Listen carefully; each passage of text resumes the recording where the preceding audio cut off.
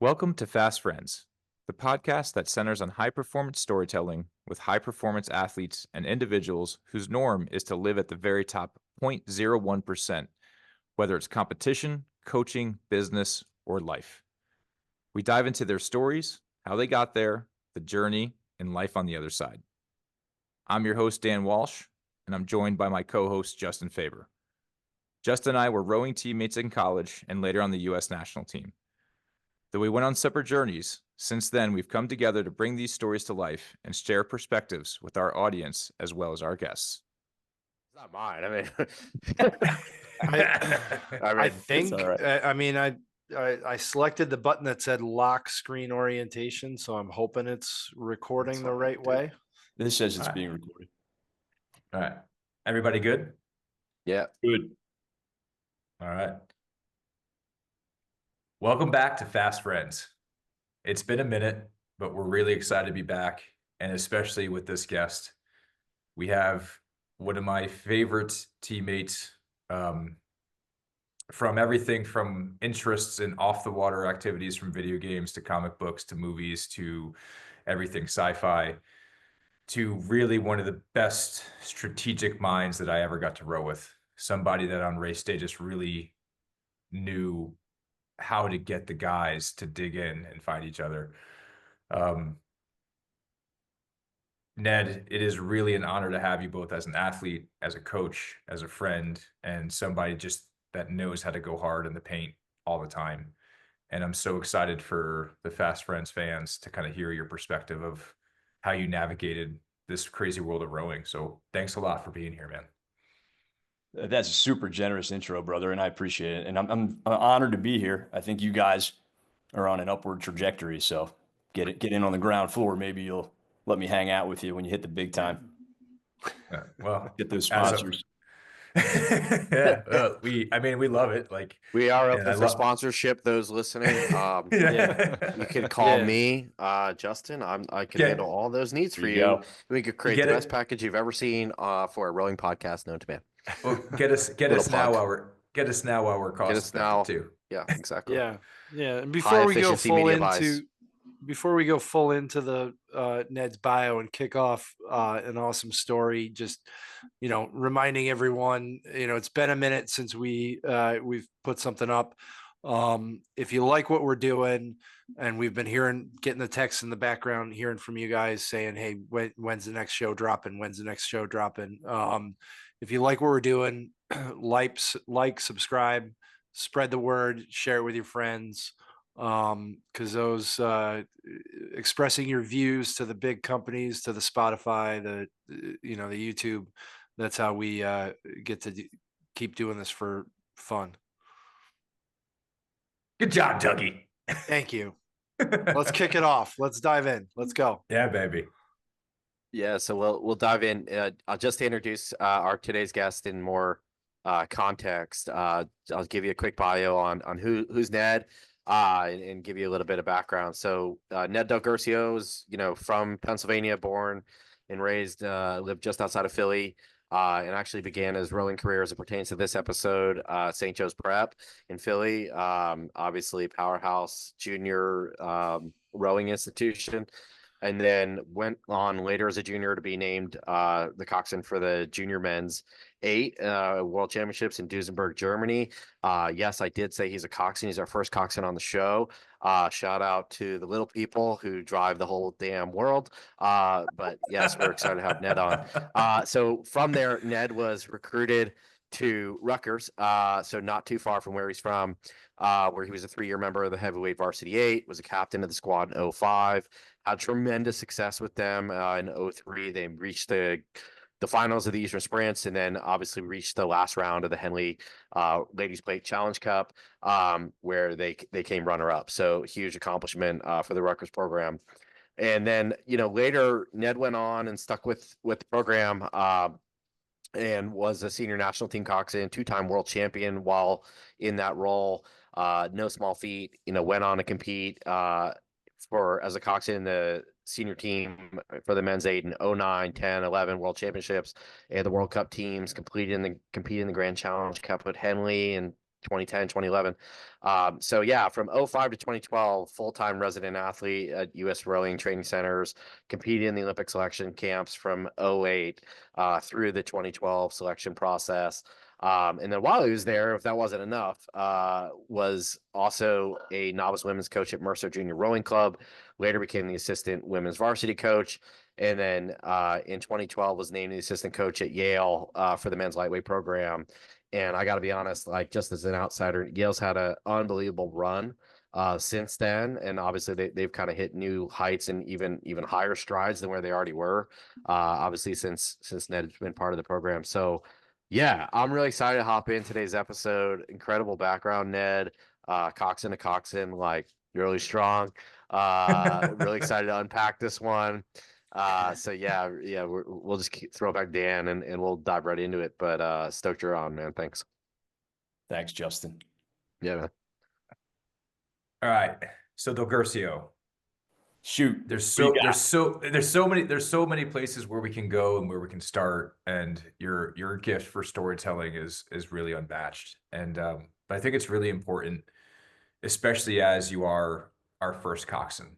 And it's really important because it is such a integral part of making a fast 8 is to have your position. And so I think I'm really interested from your perspective is what was your call to adventure? Like what drew you into the sport of rowing first? How did it sink its claws into you, as Carrie Simmons said? I thought you were going to ask me why I thought I was on this show. I was going to say because you couldn't get a hold of Chipolone or McElhenney, but That's But, on purpose. yeah, dude. I'm sure they'll turn up eventually once you guys start crushing it. And Maybe. getting there. I mean, it's good for the sport. First of all, thank you guys for doing this. It's good for the sport. I think the fact that you have, from my perspective, you've been pretty discriminating in a good way on who you invite on this show. It's not just like anybody that wants to talk. It's people that you guys really think have something to offer. And so this is a great honor for me. I'm not used to being the center of attention. I usually avoid interviews. I like being just off to the side of the attention, helping in some way. But for your question, I was a lacrosse player in middle school. I wasn't great. Midfielder, defensive midfielder. I'd take the face-offs and like rake that ball and then just chuck it to the attackman and have usually a face mask full of grass. But I like being on the team. I played for my school, my middle school, and my county. And I liked walking through the halls, with bruises on my legs from taking cross checks and stuff. I just felt like that was a badge of honor. And the way that I interacted with my teammates, I thought we kind of had like a bond above, in middle school. It's like if you're not playing sports, like really getting to know people, you just know them from the lunch table. So for me, that was great. I really enjoyed the sport. So I got to St. Joe's Prep, and I was going to try out for the lacrosse team in the spring. And I had never heard of rowing or crew. So I'm a public school guy until I went to St. Joe's Prep. So there was no crew. My dad went to the prep, and he was captain of the swim team in 1957. And, they had rowing even then. So he said, maybe you should check this out, because of your stature, you're small. The crew might be able to use you. He's like, I don't really know, but check it out. There's no freshman fall rowing at the prep, so I didn't do anything in the fall. And then in the winter, at some point, one of the senior rowers grabbed me in the stairwell, and he's like, "Yo, you got to go try out for the crew." Just because I was a smaller guy, I guess. And I kind of was like, I'm going to play lacrosse. And then as the days and the weeks went on, I started hearing, this school's got a pretty good team. At the time, this is the late 90s, 97. They were sort of a powerhouse. And in retrospect, I know why that is. And it's fascinating. It's like most of the country was just not quite developed in high school rowing. People would jump in there for a season, especially the prep school guys, especially. They had to change a sport. Every season they had to do a different sport. They had to do like cross country in the fall and wrestling in the winter or something. And then they could do rowing in the spring. But at St. Joe's Prep, they were doing all year round, the varsity guys, winter training, almost like national team stuff. So the coach at the time, Bill Lamb, was running that place like a professional outfit. And it's funny in hindsight, people, when you're in high school, you're like, we're just good. Like, we're just special, you know? And then you look back and it's like, we were playing chess and everybody else was playing checkers because we were doing, you know, like we were like kind of in shape in March and everybody else was just tinkering with the oars and figuring it out. So, but that's pretty much how I got into it, man. And the irony is the tryouts to be a coxswain at the prep in that era was all physical. It was all physical. Like we did calisthenics in the hallways called Chiefs. And I think 120 guys tried out for the freshman team and they kept like, well, maybe not that many, maybe like 70 tried out and they kept 40 or something. You know what I mean? But there was probably 10 guys that wanted to be coxswains and they were going to keep like 3 or something. So we did runs. We would run what we call the loop, which was like 9 miles through North Philly, all kinds of obstacles. People throwing stuff at you as you go by because it's not our neighborhood, man. And we would run the art museum steps, which is almost too corny to tell you guys with a straight face because now, you know, the Eagles winning and like they have, you know, it's like all over social media and like the Rocky steps, right? But in the 90s before the internet, like that was just something we did. We'd run the steps over and over until we collapsed. And again, we would run the stairwells at the prep until it got dark and it was hard. I remember, so, you know, I walked in there and I just remember like, this is hard. Like I'm dizzy and I have a cold sweat on the first day. So I'm like, okay, like, let's see how many days I can do this before they tell me to pound sand. And, I ended up making it.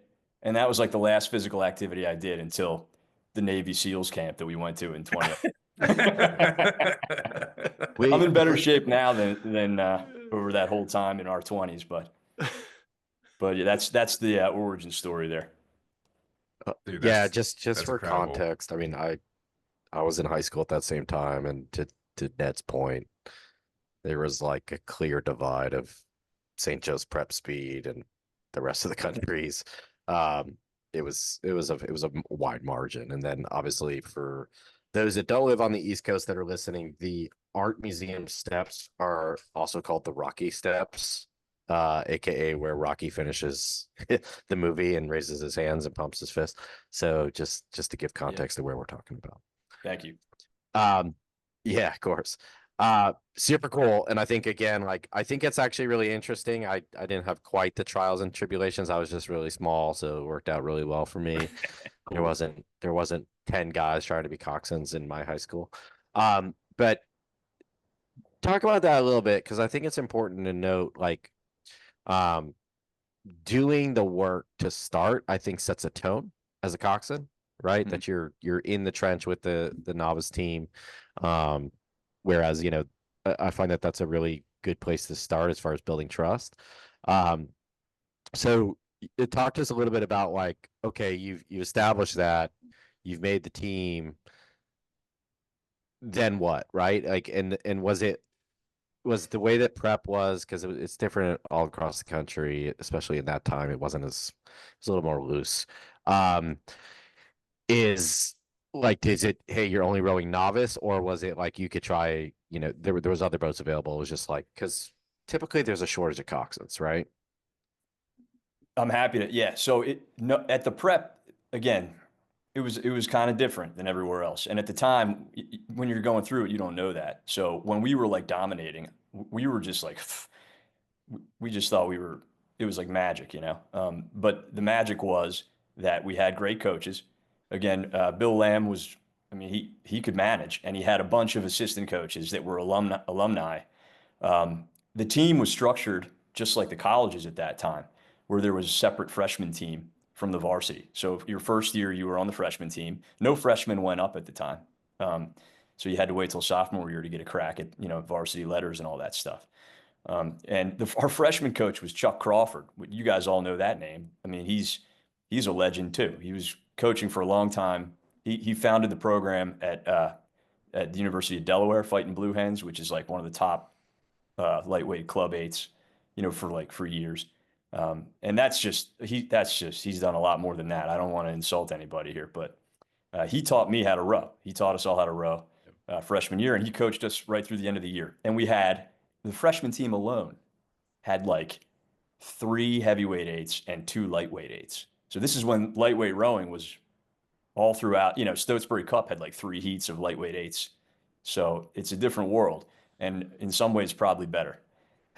But so I was in the freshman lightweight eight right through to the end of the season. Now, there wasn't like I'm unaware of it if there was a pecking order in terms of like the heavyweight first boat and lightweight first boat at the prep at that point. It seemed to me at the time they were both, supported varsity eights. So like if you were boated as a coxswain in either the heavyweight first boat or the lightweight first boat, that was really good. That's where you wanted to be. And that sort of carried over the same pattern into the varsity. Like there was like 3 heavyweight eights and maybe 3 lightweight eights, and then there were some 4s, at the bottom.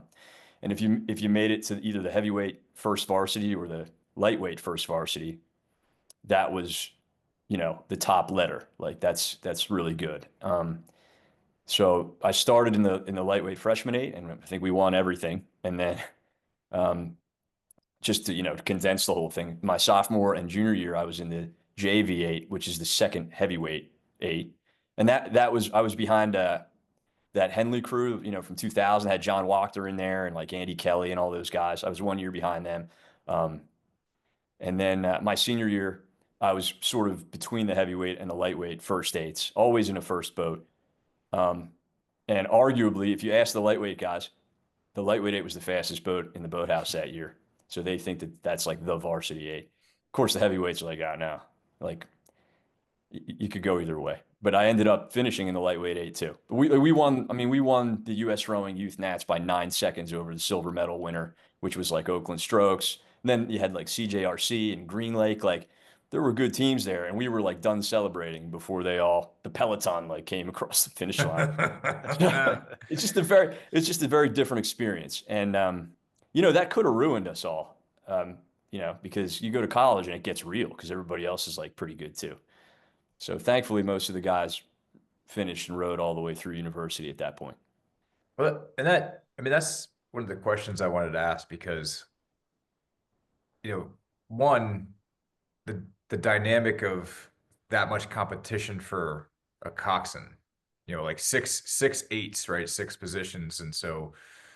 And just having, to your point, you had those 10 coxswains in the beginning as a freshman, and you knew it was going to be whittled down to 3, and definitely so much different than my junior experience. And, we talked to like the Hoopmans and stuff, that all those guys that were walk-ons, right? So like, they're kind of reliving that same experience, but at 18 years old, which is a totally different tangent conversation of like the kind of advantage that is. But yeah, St. Joe's prep was a known.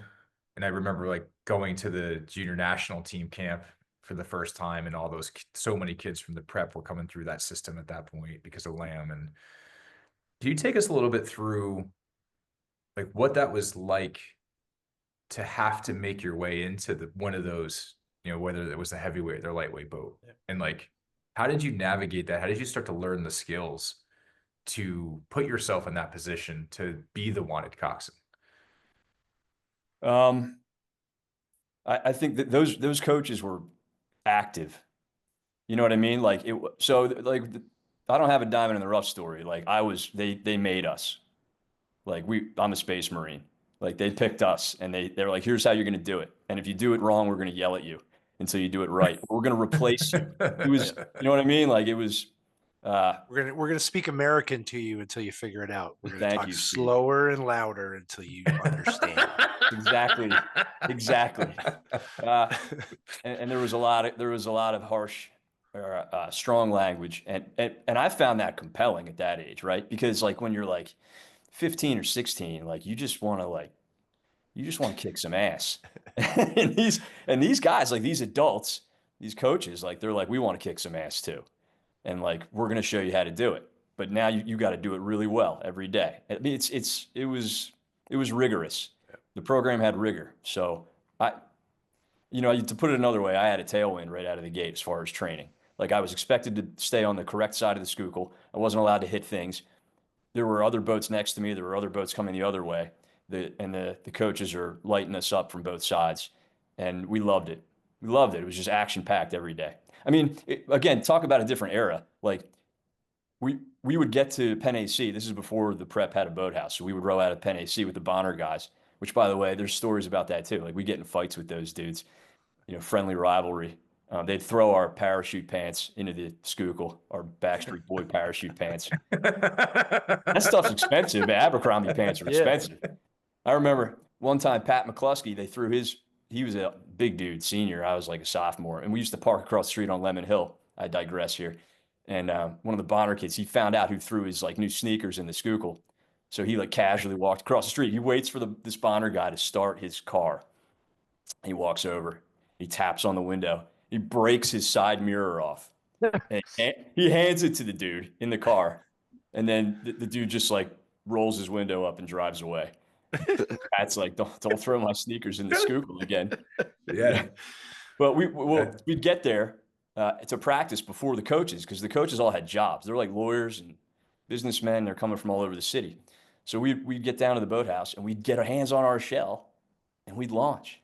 And we'd just be out there. Like we paddle, we do drills up to the Three Angels. We'd just be like hanging out there. A fleet of high school kids, totally unsupervised, like yelling at people that are running down the towpath, just having a good time, getting rowdy and telling jokes. And finally the coaches would buzz up in the launch and we'd know that it was time to work. Yep. So to answer your question, Dan, there was no politics or that I recognized. I didn't have to game it. I didn't sidle up to somebody and say, "Hey man, you should have me in your crew." I just did what I was told. And JV, I didn't make the first boats until senior year. So I wasn't special in that regard. Yeah, and I think, that's important, right? Like, I think I always find these stories really compelling because even the most talented still had to learn the foundations. Yeah. Right? And it's not I don't want to digress too much, but that is part of what we're trying to create, is this resource. It's like the foundations are important. Like having that tracked, it's like nobody's made overnight. But I do think it's really intriguing, and Justin, I kind of want to have you take over because of the similarity is like the beauty of rowing, especially if you are on the physically stronger side of it, you really can find that meritocracy to create opportunity. Like once I started pulling bigger scores, it was easy to get a look.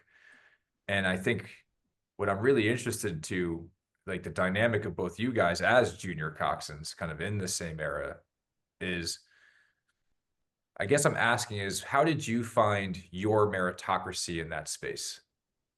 Like, how did you find that, yes, you do what they say, and that goes a long way, I think, in any sport, especially when you're going through the foundations, is embracing the foundations.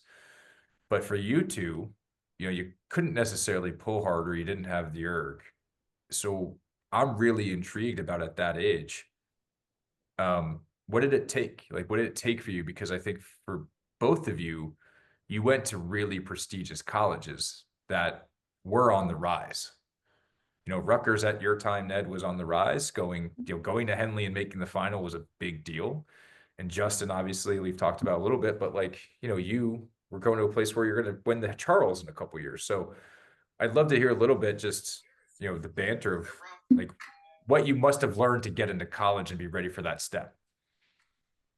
Well, this is Ned's episode. I'll let him jump in. I can give my POV on it. And I think that it's important for the audience to understand Ned's experience is going to be different from my experience at that level, in that what he just explained was a real deal, almost pro level high school program.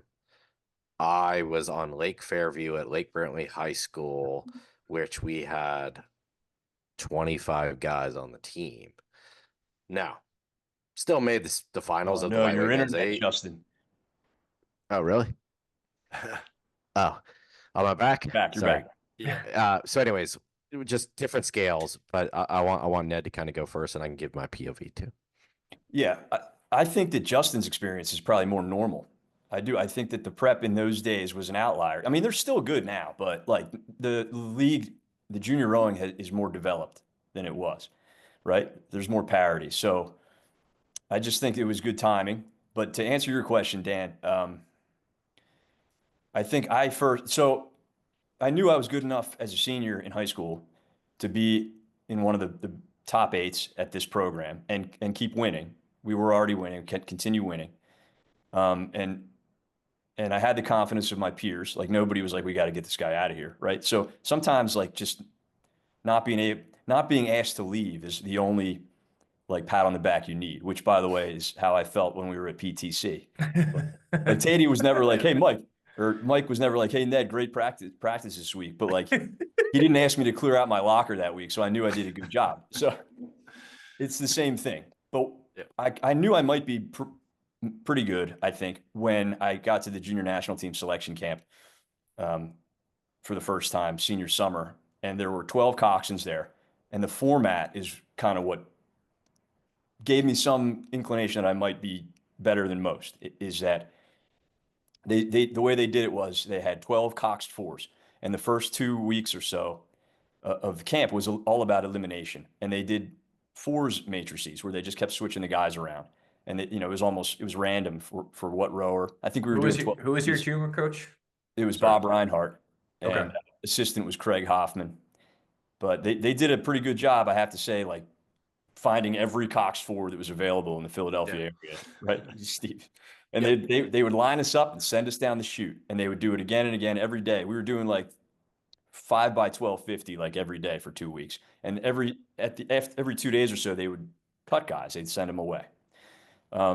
And what I didn't realize at the time, because we didn't have to do this at the prep, like we just went where the coaches told us to go and tried to steer straight and call the plays, is that they gave us to call.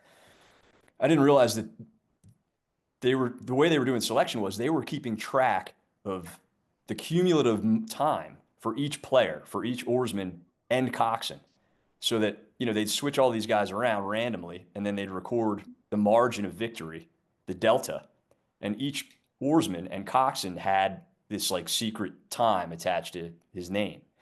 And then they'd start cutting guys, and okay, a little bit of time. So we had 12 coxswains, 12 cox fours, and eventually it got whittled down to like 3 coxswains or 4 after the first 2 weeks.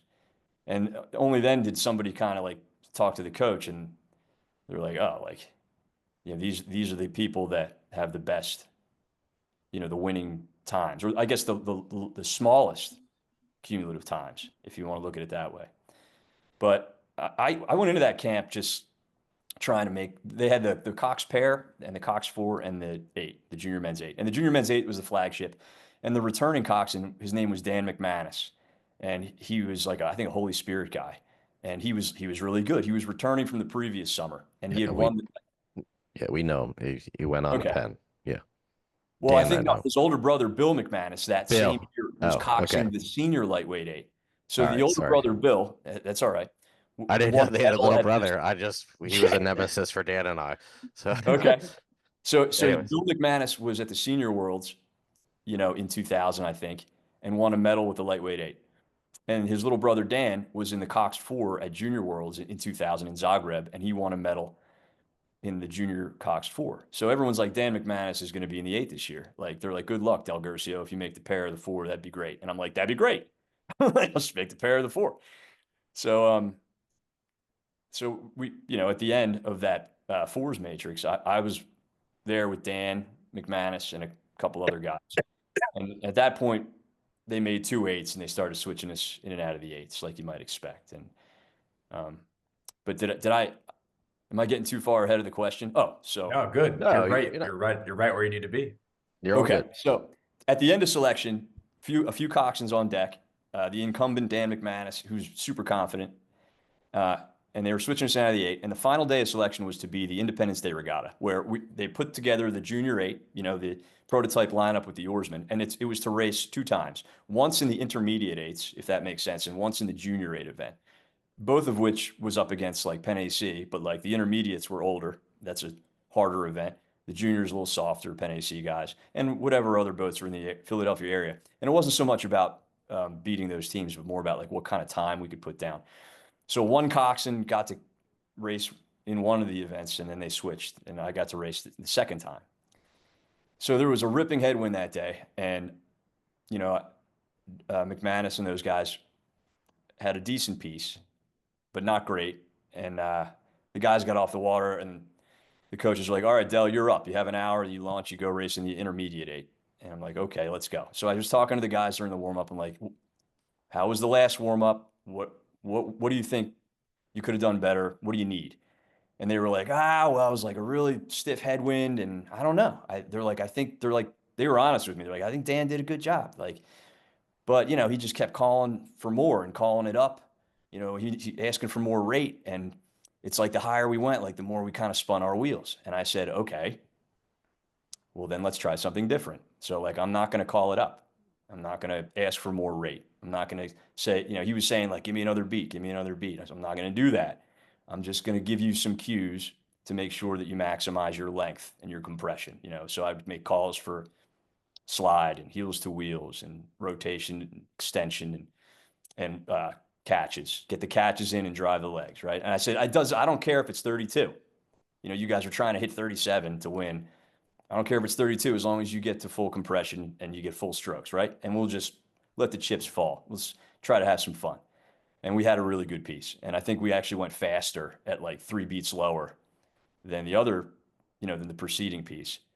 And it was something like the next day, this again, before the internet, before phones, they put up a piece of paper and it had the lineups. Like, here's the lineups. The team is selected now. And I'm looking, I see the 4 first. It's like Cox 4. I'm like, there's Danny McManus. And I'm like, well, how can he be in the 4 if he's going to be? And I look over and I'm like, DelGuercio is in the 8. And that was it. So I'm like, okay, like maybe I'm okay. See you at the table, baby. See you at the table. See you at the table. At first, I'm like, wait, they're going to let McManus Cox both? That doesn't seem fair. So at that point, I'm like, all right, maybe I'm okay. Like maybe I could be pretty good. Yeah. I want to rewind a little bit because you went there like the good coxswain that you are. You went there faster than I thought you were gonna. I want to rewind a little bit and just like I'm wondering if you could touch on like what was that call, right? Like I think it's pretty easy for you to like what called you to even like put your name in the ring for the junior stuff, because like I think it's pretty easy. Like you were having a great high school career. You could have been like a Philly hero and just like left it at that. But there was like something that there's like something that's like calling you to like be more, right? And like what was obviously like it might have been easier with the string of like the conveyor belt of teammates you had at the time, kind of moving on and progressing up in the ranks of the levels, not the ranks, the levels of rowing. But yeah, like what was the thing that called you to say like, hey, maybe I should put my hat in this for the first place? Well, I was into it. I mean, I enjoyed the sport, even, at the prep, as I said. And I should say we trained all year round. I mean, we rowed in the fall, and for winter training, my brothers both were on the wrestling team, and I was just so into rowing. Like I wanted to be down in the basement with the guys in the boiler room, even just taking scores because I didn't want to miss anything. Like I wanted to see what was going to happen next. I wanted to see if like Mark Mannion or Tim Wrigley are going to break another record. So I was into it, man. Yeah. And I don't know if there's much more than that. Was there like one of the guys was like, "Yo, Ned, let's sign up for this for the summer. Let's see if we get it." Or like, was there like someone egging you on or something like, "Oh, like maybe I can go to Germany. That would be cool." Like, I got it. Okay. So the answer is that the junior team coach at some point watched a practice. Like he attended one of our prep practices. So Reinhardt was in the launch with Bill or something. And then my name, you know how they used to release like the printed list of junior national team invites? I was just on the list, and it happened to be in Philly. And it was, like, okay, like it's 20 minutes up Route 1 and I have a Jeep. So, I mean, I was excited Steve, though. I don't want to sound too, like I was like too cool for school. Like I was excited, but I don't know if it was like, if selection was in Boston or Indy or something, I don't know if I would have gone. I had never been away from home before. And no, but I never like, Yeah, I I think never that's like interesting. formally applied. It's interesting to I think how definitely like didn't send any fate. recordings in because Yeah, Yeah, me neither. you need Ever. like a tape player. You Um, they were Yeah. big back then too. A They Sony were Sport, big. a Sony Sport boombox. no, You know, yeah. but it's like interesting how fate intervened, right? Like how like Bill was just like, "Yo, you're doing this. FYI, you're But- doing this summer." But I think Well, it's different. I mean, Ned, I want you to confirm or not because I didn't get a call for a junior team. Um, but that's okay. That said, though, I think it's very different from a Coxswain's perspective, though, in that, like, you guys had the ability to throw a score up to Dan's point earlier, and all of a sudden, like, the bees are swirling around the honey, right? Like everybody knows, right? It's very easy to like, like there was a guy that wrote with Dan and I at Northeastern who like was in the middle of Florida with me, who went like 615 as a senior at that time. And this is 1998, right? And a high school senior, like that's a big score. All of a sudden, like Brown's calling him, Penn's calling him, like all these people are calling him. The guy didn't even speak, the guy, he's a really good friend of ours, but like, he was, he was like a foreign guy, right? And he was just like, I don't know what just happened. As a Coxswain though, it's an insane validation. I would have to imagine of like, yeah, like if I'm getting the call, I'm going. Like it's almost like, and again, like I'll be honest, like, and I'm foreshadowing a bit. I don't know how I wound up on the national team that summer. I certainly didn't submit a tape in 01, but like we had success. We had a really fast boat at a program that really didn't have a lot of fast boats prior. And all of a sudden, like I'm getting a call like, hey, do you want to come to Princeton? So like different level, obviously senior versus junior national team, but like still like I think for a Coxswain, it's like huge validation. Make it, or to Ned's point, I think like if I make the pair, make the four, cool. Like I'm in. It's a lot different though. Like we're again, Ned, this is your story, not mine, but I think it's a lot different because like we don't have a score to show. So if all of a sudden you're getting validated as like, hey, you're one of the top 12 guys in the country, like we want to talk to you, like you just ride that wave, dude. You don't have to have a call to action. You just ride that wave. I don't know. That's just no, me. I My agree. POV.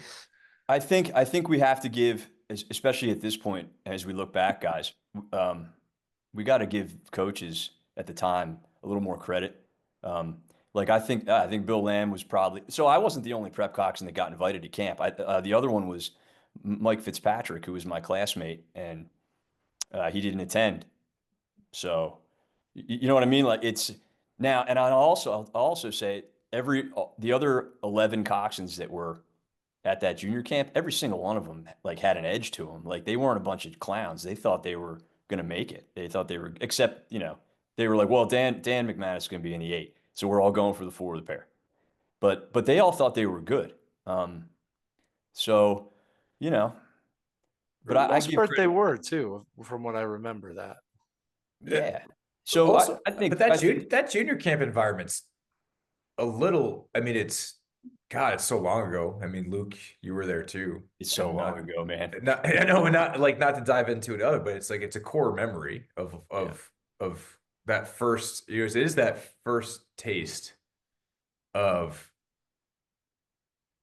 I think it leads into like you going into college, right? Because what's been really exciting about this show is where I would love to know, one, did you feel like that junior team experience really prepares you for Rutgers?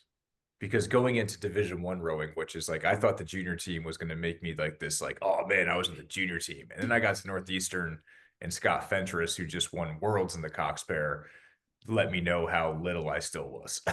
Like, so you do get this sense of like, I'm making the US team, and I fell in love with the red, white, and blue. Like that for me was like, oh my God, I'm in Belgium and I'm wearing red, white, and blue, and I have the flag. And that's when I kind of really got hooked on it.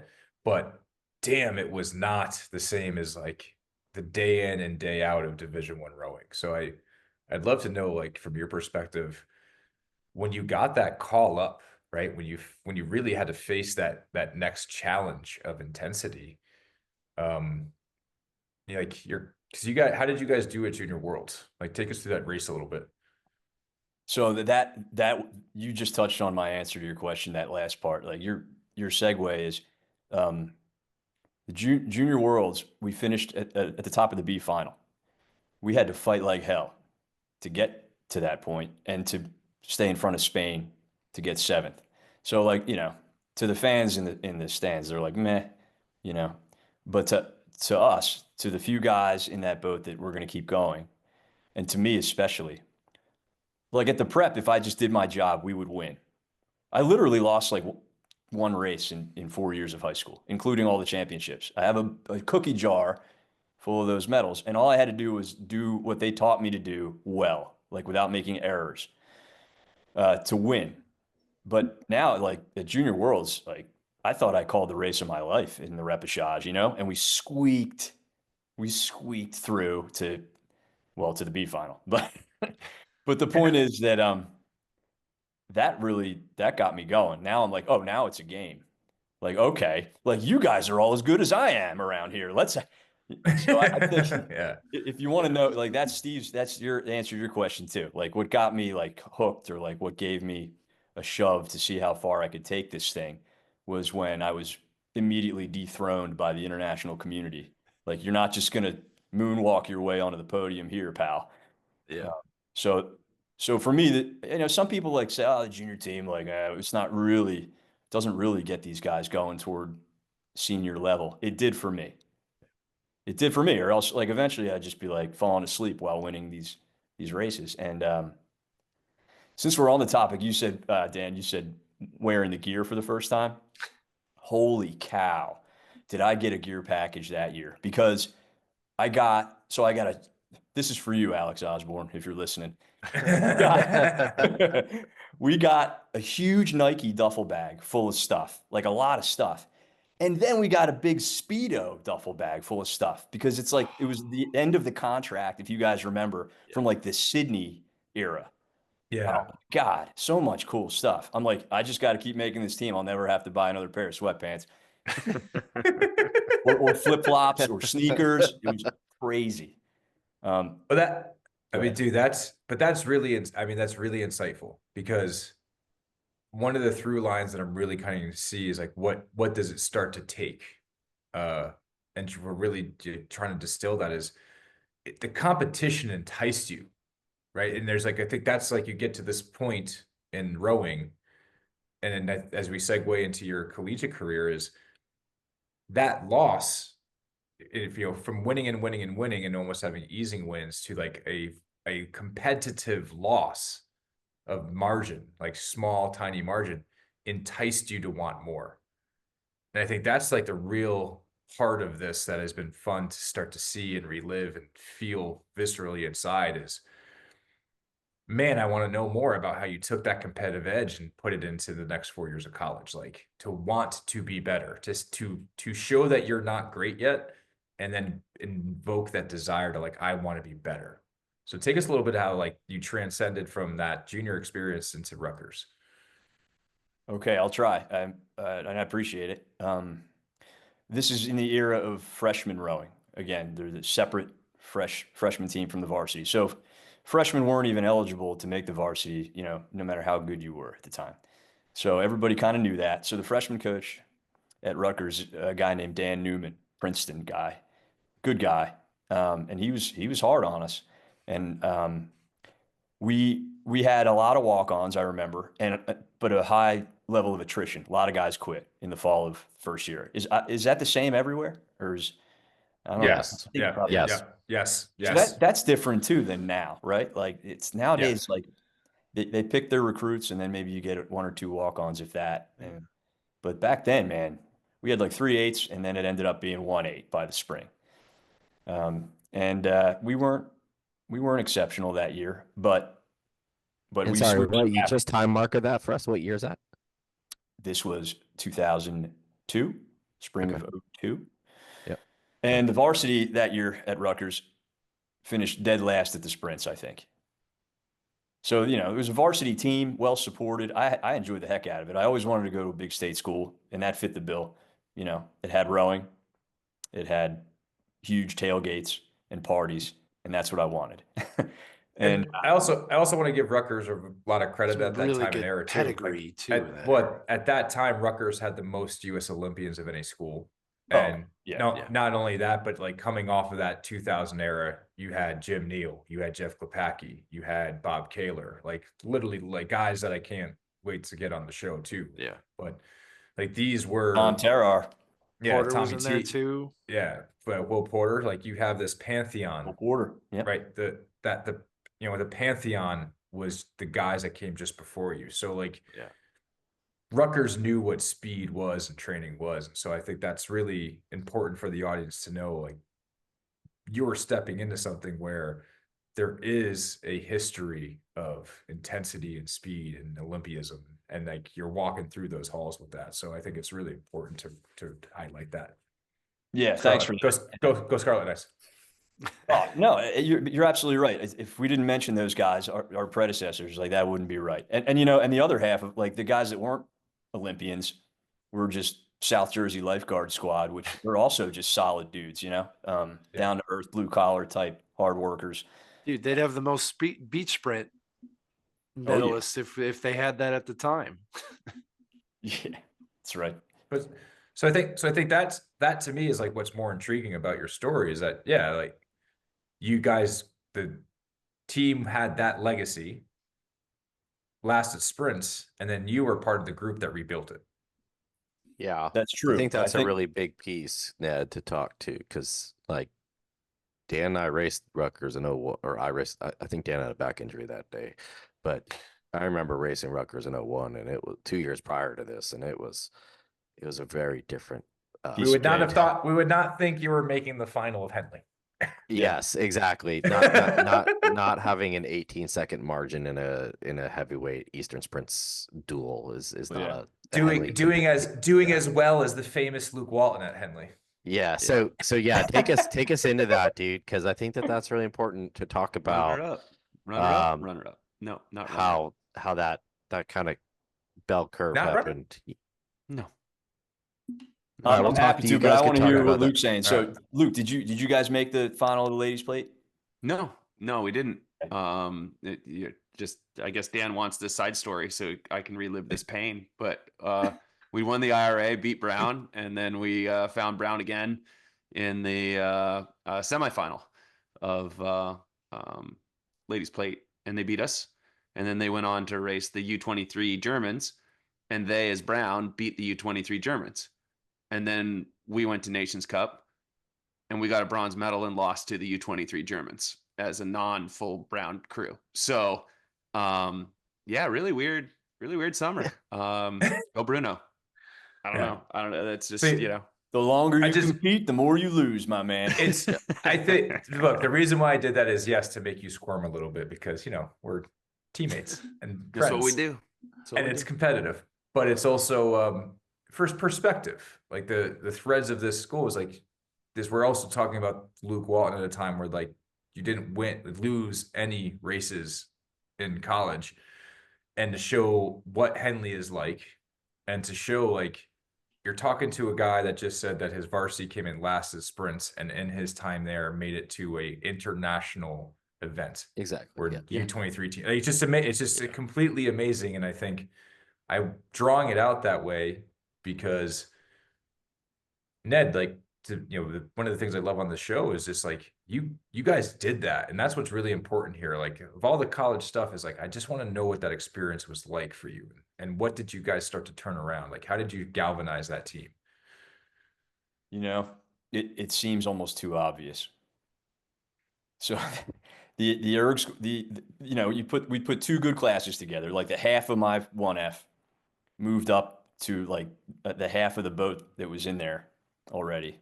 Maybe not even. Maybe I moved up and one other guy. But it wasn't about that. It was just the fact that it was like, let's get our erg scores down. That's what it was. Yeah. Steve Wagner's like such a great guy and a great coach, and he's been so supportive of all of us over the years, always cheering on the U.S. team and everything. he was never like really hard nosed about you guys need to produce scores in the winter. We like you either do it on your own or like whatever, like just enjoy the day, enjoy the piece. And that's not I'm not taking a dig at him. Like he was the coach that I needed at that point, maybe after having 4 years of the prep where it was just like, foot to the floor, hold the gas pedal down or, so Pops was like a breath of fresh air. He was friendly, and let us really enjoy the sport for other reasons, when we're out there. But we were like, okay, we want to do a little better. So that winter, the erg scores improved markedly. So I would say that and then the results followed. So the training, the oarsmen trained better and harder, and that really made the difference. And I believe that, because I'm not going to give you the numbers; they're like embarrassing, but the 2K average in the varsity improved by like 25 seconds. That's a big difference. Yeah. Yeah. I was having this conversation with Ed Hewitt this summer, and he was telling me about like when he got like Columbia women going, and when he was coaching there, and he was like, it starts to get really fun when the athletes decide to do the work, is what he said. Yeah. And I think it's great. Like, I think it's great that like Steve was able to like empower you guys to basically say, well, shit, this is what's stopping us. Like, let's go. And it's awesome that you had a group of guys who decided to do the work. Yeah. And I mean, yelling and screaming is only going to get you so far. But then when the guys are like, all right, what else, coach? What else, coach? That's where it gets really fun.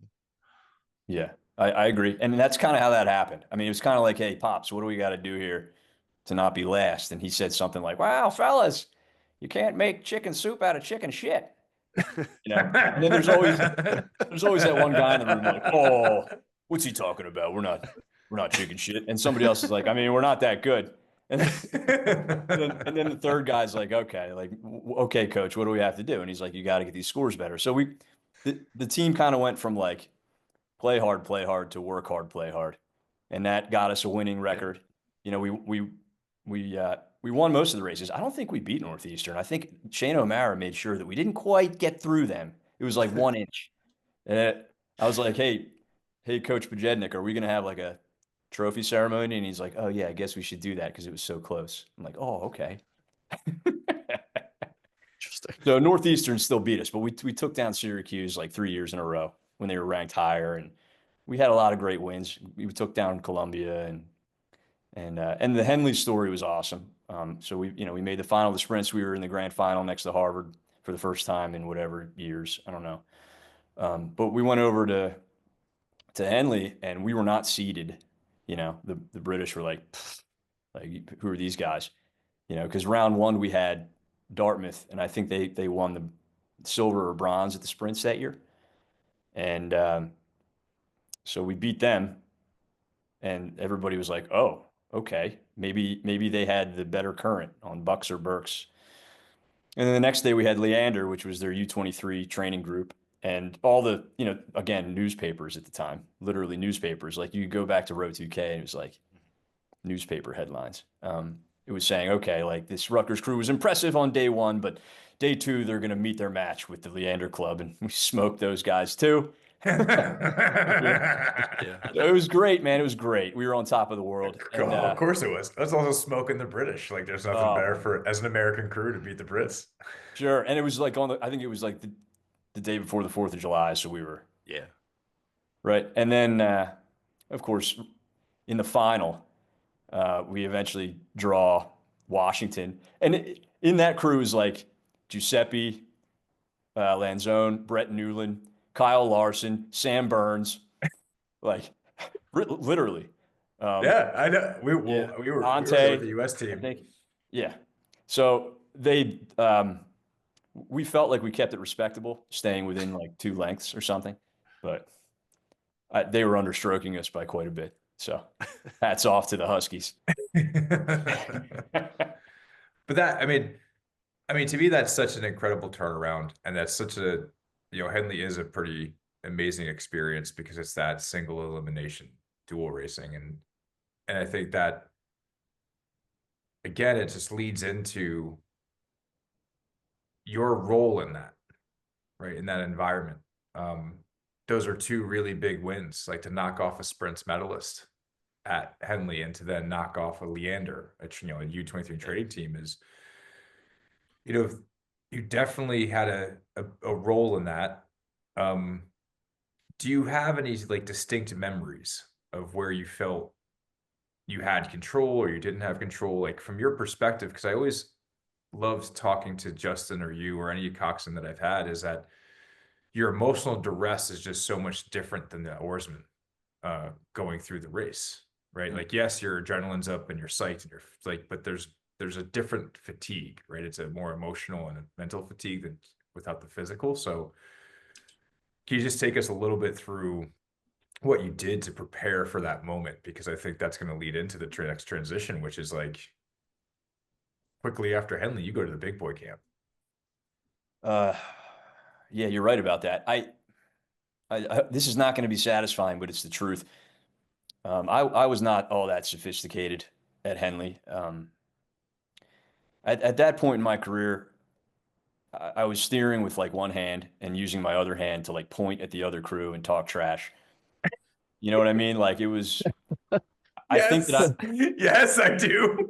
So I think I was better than a lot of coxswains, but when I got to the Princeton Training Center, Tatey had to straighten me out quite a bit. I mean, he coached me hard. And you guys, I mean, you guys were working on your own stuff. You were with me, but I don't know, like I don't want to skip ahead. I don't have an answer for you. Like I was just getting rowdy in there and like pointing at people. But yeah, like my first week at the Princeton Training Center, Tatey's like, 2 hands on the steering. Put your microphone in your hat. Stop doing all that stuff. And you're allowed to make mistakes here. You have to make new mistakes. Can't make the same mistake twice. So if I have to fucking tell you to put 2 hands on the steering again, you're out of here. And that's kind of how that transition happened. Was he really that calm? Was he really that calm? No. Okay, good. Thank God. That's a different first that's a different first experience than I had with mistakes. Oh, don't worry. I got my early taste of the Oh yeah. What was it? Day 2? Was it day 2 you were late? Day 1. Ooh. I was cut on day 1. Oh. You want to go there now?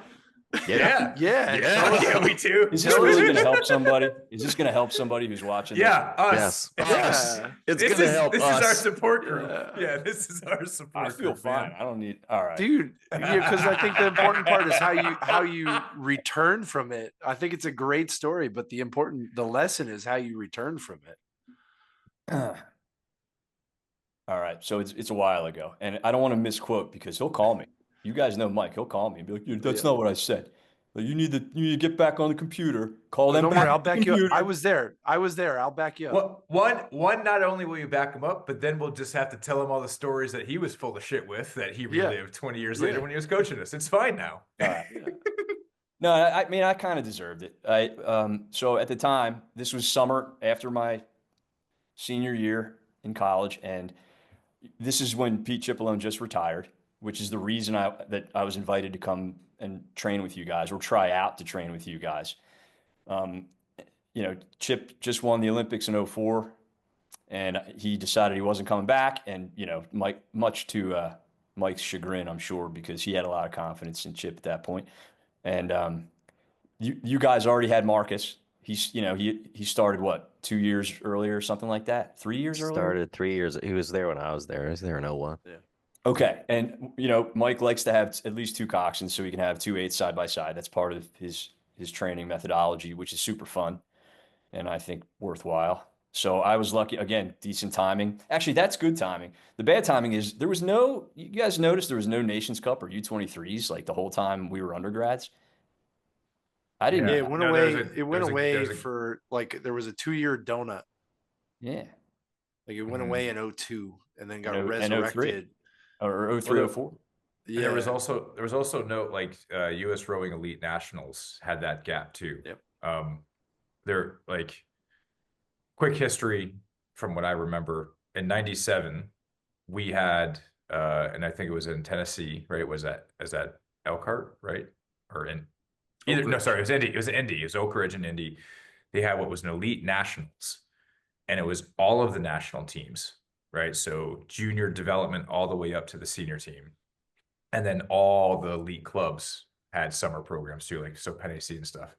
And so there's all this great inter racing that happened. So it was a really incredible regatta. And then you branched off to Nations Cup. But then after 99s, like where we had the same thing, and this time it was in Philadelphia, there was a Pan Am group too, and then the Canadians came down. And then all of a sudden after 04, I don't know if it's because the men's and women's eights did so well at the Olympics, nobody wanted to come, or there was no funding, but there was none of that development summer kind of disappeared. Yeah. Right. And so, yeah, you're right. Like there was this gap. 05, they brought back, that's where the current U23s like came back. But I think the US sent like only a straight 4. So Yes. like gold until Galt, right? Yeah.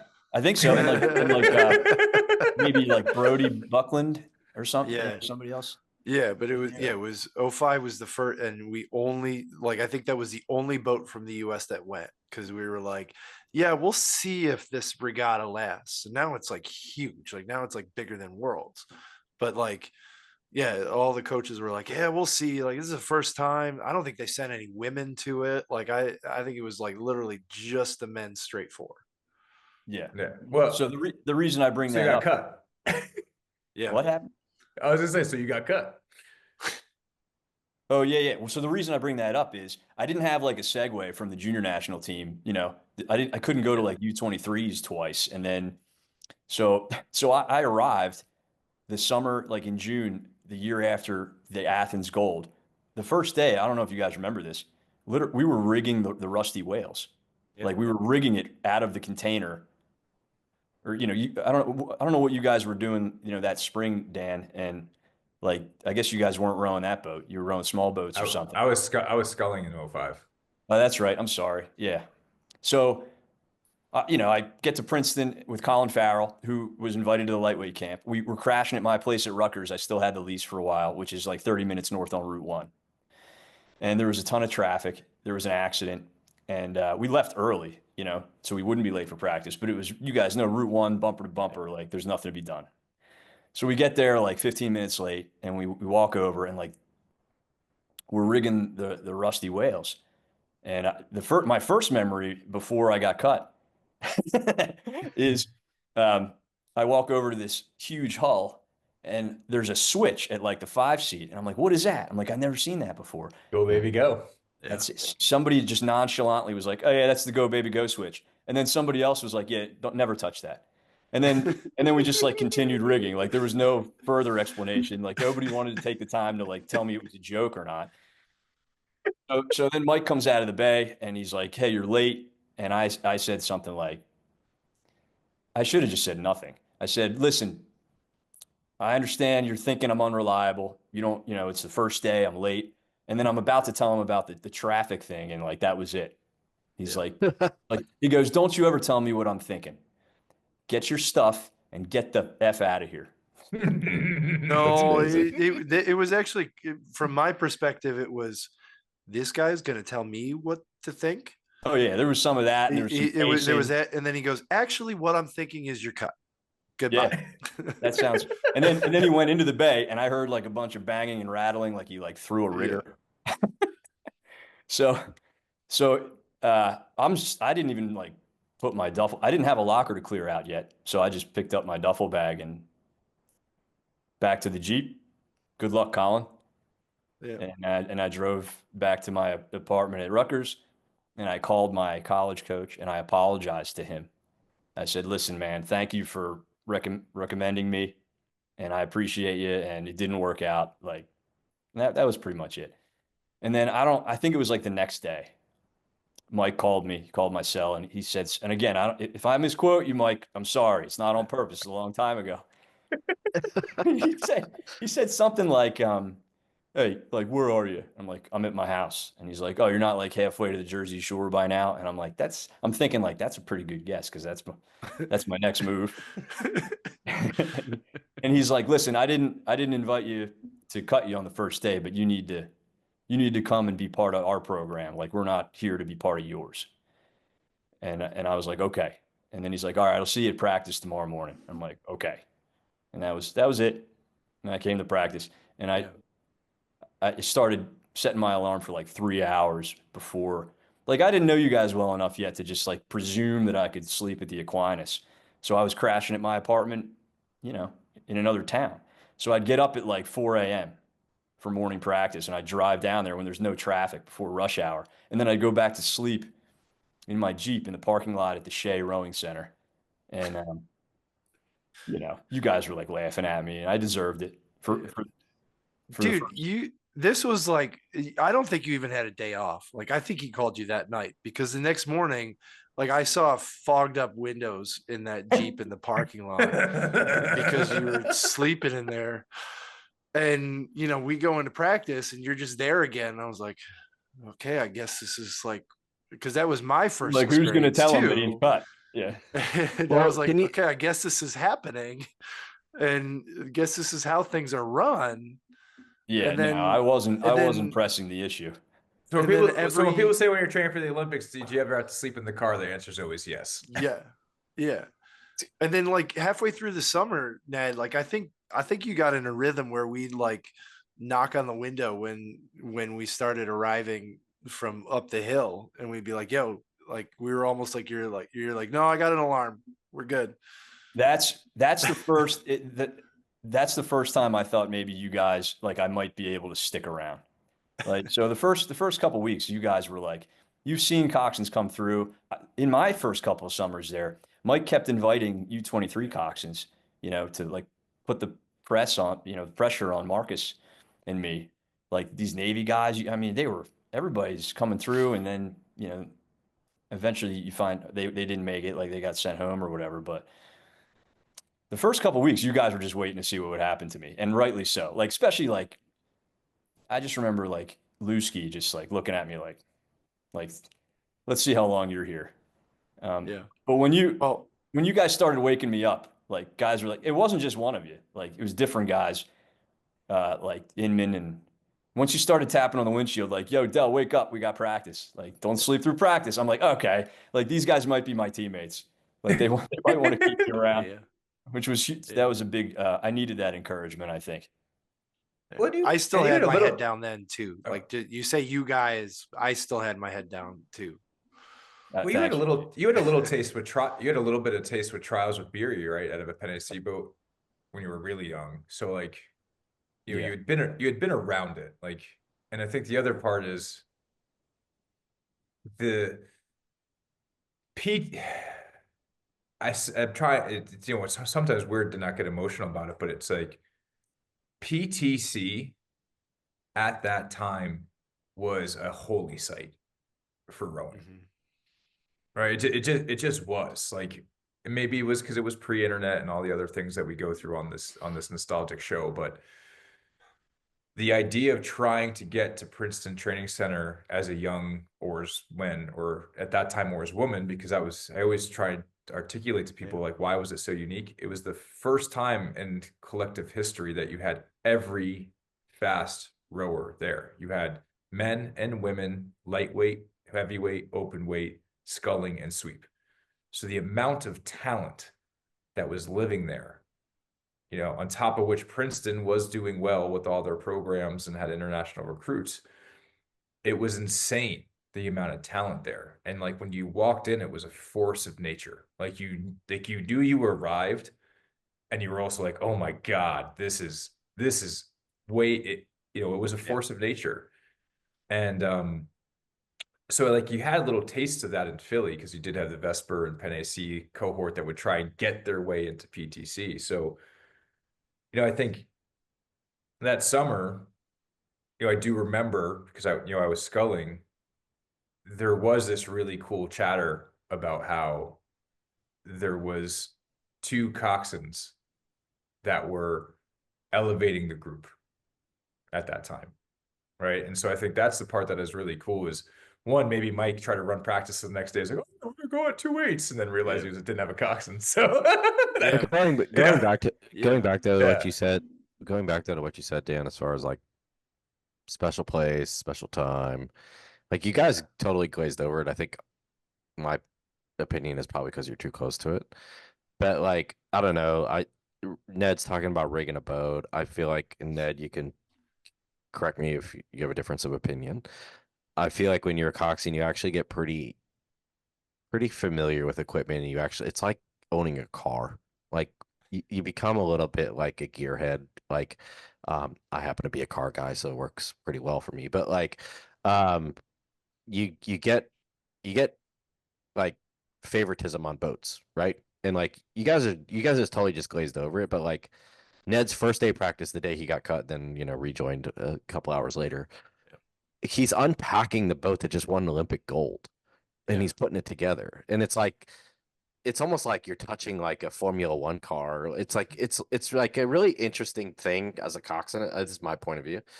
Of like, shit, like the guy who sat in the seat before me just won a gold medal in the Olympics. Like, and I'm getting to drive this thing. It's almost like getting to drive your Grail car. So I think that's like something you guys totally glazed over, and it goes back to the specialness, Dan, of what you're talking about. Of like, wow, like it's almost like the first time you're in that system, and like the oars are still painted, and it's like, all right, it's a different vibe. And you're in it, the gear is, we talk about gear a lot on the show for some reason, but it's a thing. It's awesome. Right? Part of it. Well, But it's a thing, and it's like, here I am, like first day on the job, I'm like about to go potentially sit in like the boat that just won a gold medal in the Olympics. Like, it's a big ass deal as a coxswain. And set the Olympic record. Yeah. Right? Like that's the other thing. It's like literally the fastest rowing shell in the world. Yeah. So again, it's like a grail car to drive. Before we move too far, like I gotta say, like that was my boathouse. But coming back after the IRA, it was like, and as like I was stepping in to, like, it had a different feel when you came back in post IRA. And you're rigging the boat, and like Justin, you're hitting on that. And Ned, so here's my question before Justin like kind of gets you a little bit process question. That Rusty Whales boat, I remember being told like we had one skeg, like there was one skeg for it, and not another one existed in the country. And so what was it like sitting in that boat and being told, this boat just won an Olympic gold medal, and we don't have another skeg, so don't screw up. So just Like, to both your points, I totally felt what you're describing. So here's the shell, it's like this, it's got this aura, the blue shell with the sparkly kind of red wings, and the mystery switch that nobody would explain. And You know what that was now, right? Oh yeah, the pumps. Okay. Yeah. Okay. Right. You want to tell the audience, or? Yeah, no, I mean, Beery did. Make him watch the Beery episode. Beery did. Long story short, Athens was potential for swamping in the boat, so everyone was getting creative and put pump systems in there. In reality, is like none of them worked. But it was Matt Deacon's seat, so he wrote on the tape, "Go baby go," and he would literally practice flipping the switch, and it was great. So that sounds right. Yeah. No, that's what I was thinking, man. When I walked across that lawn, and there's the shell in slings, like, we had to section it together and everything and hang the wings. I didn't rig it, like tweak it like the coaches would, like I do now, but we just had to put it together. And there's the guys stretching, like there's Volt stretching next to it, like in the sun on a mat. And like, when Tatey told me how it was going to be, like when he lit me up that day, everybody was there watching. It wasn't like he didn't say, "Hey, let's step into this." No way. It is a public flogging. It was to me, if this is what you're asking, it was like being drafted to the NFL and having the head coach rip your head off. And Party is like, you cringe, but then Party is like, hell yeah. This is what these guys are doing here. Like, this is serious business. They all know what they're doing. They're all professionals, and they don't need like this college kid running his mouth. So there you go. So with that, Ned, you did it for a long time, right? You were in that system for longer than me and longer than most. And credit to you, right? And you had a lot of success, right? Won some world championships, and obviously, Cox did wind up getting on the good graces of Mike, and Cox had it for a number of years. Like, what would you say your edge was, though? Like, as a Coxswain, obviously we've heard a lot of rowers on the show, but like, what was your edge? Um, I'm finding it fascinating. I'm like waiting with bated breath to hear what your edge is, because I think it's very different POV than a rower's.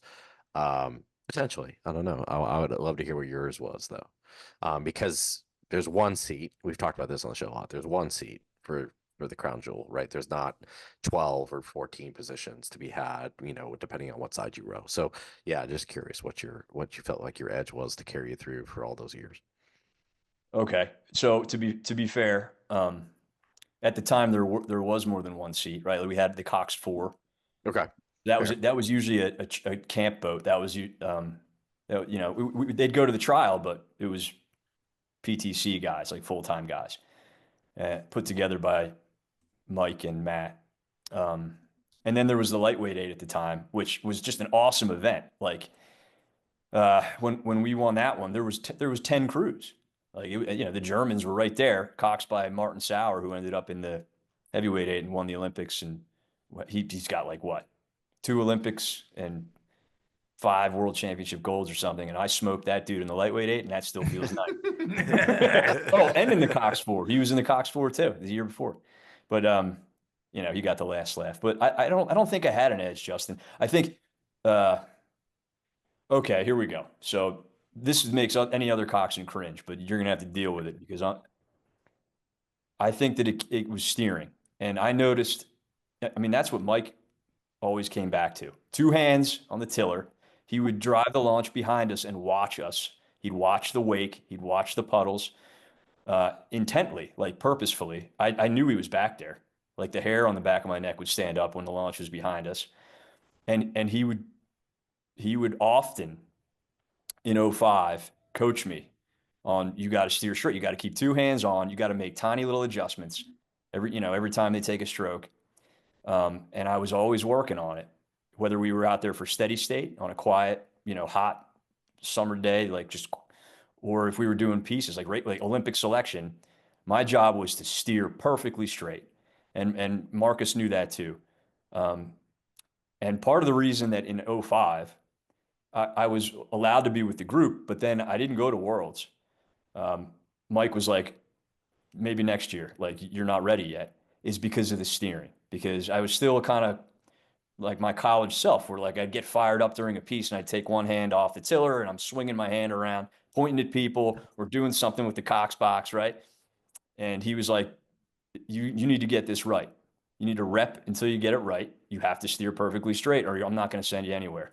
So he was kind of like, come back next year, try again. And I kind of think that people glaze over this. Most Coxswains wouldn't have come back and tried again for a whole year. They wouldn't move into a church and live, all fall, all winter, all spring, just to get better at steering. And I did. I practiced intently. Also, you guys, I don't know if you feel this way, but like when the U23 Coxswains would come in every summer, like those guys thought they were really good. They thought they were steering straight. None of them were steering straight.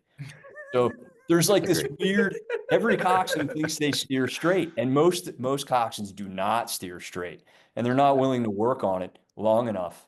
My Coxswains here at Yale, like, they're all over the place. Like, even the seniors, like, I love you guys, but like one of them has a port bias. She's like in and out of the lane. I'm like, come on, man, you're smarter than I am by a lot. Figure this out. And they're working on it. But I think if you want to steer perfectly straight, it takes more practice than most people want to admit. And no Coxswain ever like puts a GoPro pointed backward to like train themselves and be like, look, I actually, in reality at this time, I'm not going straight. There's all these S curves. Everybody just like pretends like it's fine. And Mike would not allow any pretending that it was fine. If I'm giving up even a second over 2,000 meters, it's not good enough. Mhm. So I had to work until, I think by the time we got to 2007, Marcus and I were the best. Because Chip was retired. So by that point, I think Marcus and I could steer better than anybody else in the country. And you could, other guys came out, older coxswains from previous generations. I won't mention any names. You guys know.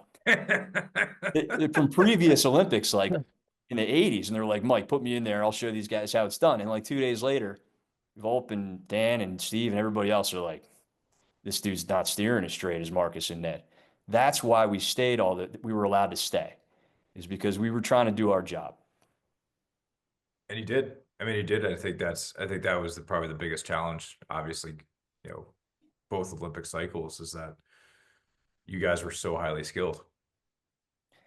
I remember so side by side with Marcus, oar tip to oar tip in Clemson, going under those weird bridges and around those like turns where there's sandbars and stuff. And we didn't have to talk to each other like, hey, I need more room, this and that. Like we would just feel in our periphery where the other 8 was, and we would just keep them tight. Mm-hmm. And I haven't seen anybody else do anything like that since. So also I think that, and I'm trying not to labor on it too much, but I believe it or not, I really want to highlight your guys' craft tonight. Yeah. And I think that if you ask anybody in any other sport, or if they're learning to drive a car, or if they're a skier or a snowboarder, once you start adding speed to something, it increases the difficulty exponentially the closer you get to the top speed. And I think the really amazing thing that I didn't really get until I was coaching at Northeastern when it came to like helping coxswains get better is this, you two were in 8s that on any given day were breaking 4 minutes, right? Holding 118s, to 119s for 1,500 meters. So you're like like just super fast speed. And so maintaining that accuracy, because I think really, and you're again, a reason why I love the show is like a light bulb in my head of all the things that we learn is never doubted my results because of your skill, right? Like the fairness of us truly being selected based off of who is best because of yours and Marcus' skills. We've never given you guys the credit for that. And like, man, like that's so impressive. That's so impressive that you guys made that selection so empirically fair with your skill. Like like I don't even know if you guys realize it, but like it's just kind of dawning on me now where it's like, it's just you were not a variable for it was, that's an important thing for an oarsman. That's an important thing for an oarsman to just, you're not going to win them all. You just want to know, you just want to know that you lost because the other guy was better, not because of somebody else's incompetence. And that's really impressive that you guys did that for so long. Yeah, thank you. And I think that is the answer, Justin. I think that we just poured it into steering, and we would do it over and over again. Like, the nationals in June, we'd have like the white shell versus the red shell, and like there was never any, well, if we only steered better, it's because both of us were on point, like always. And it took me a few years to get as good as McElhenney. Like I had to work at it. So there's no like magic call or secret handshake. The coaches want you to go straight so that they can focus on the oarsman. And that's the same thing I want from my coxswains now.